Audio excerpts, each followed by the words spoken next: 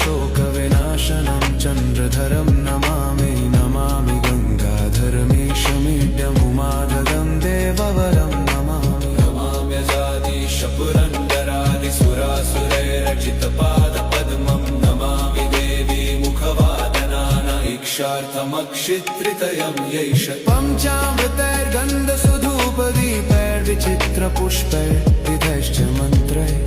अन्नप्रकारैः सकलोपचारैः सम्पूजितं सोममहं नमामि नमामि शम्भुं पुरुषं पुराण नमामि शरणं त्वमपारवाम नमामि रुद्रं प्रभुमक्षयन्त नमामि शर्वं शिरसा नमामि